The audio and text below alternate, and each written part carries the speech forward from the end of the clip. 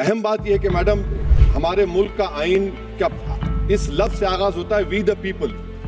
इसका आगाज भारत माता के नाम से नहीं होता है। हमारे संविधान का जो प्रियम्बल है वो क्या कहता है? Liberty of thought, expression, belief, faith and worship. अगर दस्तूर का ये पहला सफा ये बात करता है तो फिर कैसे किसी शहरी को किसी खुदा, देवी, देवता की इबादत करने पर या सजदा करने पर मजबूर किया जा सकता है?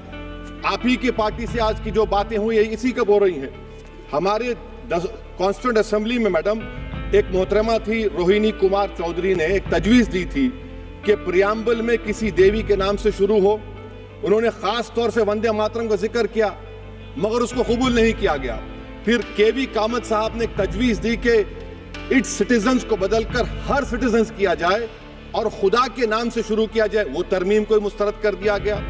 हमारे संविधान का उसूल यह है कि भारत क्या है, उसकी अवाम है, अवामी कानून की मुसन्निफ है, अवाम की मर्जी से सबसे बालातर है, अवामी हाकिम है। मुल्क किसी खुदा, देवी, देवता, मजहबी इलामत के नाम से नहीं चलता, ना मुल्क किसी एक मजहब की मिल्कियत है।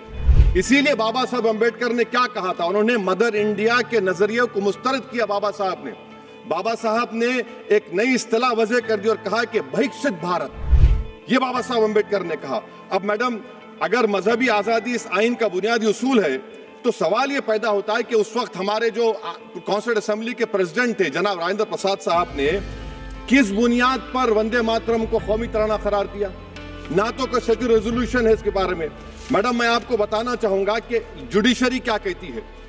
बीजू इमैनुअल केस है 1986 का, जिसमें जिहोवा विटनेस ने कहा कि मैं नेशनल एंथम के वक्त खड़े रहूंगी, पढ़ूंगी नहीं। सुप्रीम कोर्ट ने कहा कि उसने कोई गुनाह नहीं किया। वहीं एक 2017 का केस है अश्विनी उपाध्याय का केस सुप्रीम कोर्ट का, उन्हें कहा गाइडलाइंस दिए जाएं वंदे मातरम पर, सुप्रीम कोर्ट ने नहीं कह दिया। फिर आप आ जाइए madam, prevention of insult act national 1971, इसमें नेशनल सॉन्ग नहीं है, सिर्फ नेशनल एम्बलम और आपका नेशनल एंथम है। फिर आप आ जाइए 40th अमेंडमेंट आर्टिकल 51 है, 76 में पास हुआ, उसमें भी इसका कोई जिक्र नहीं है।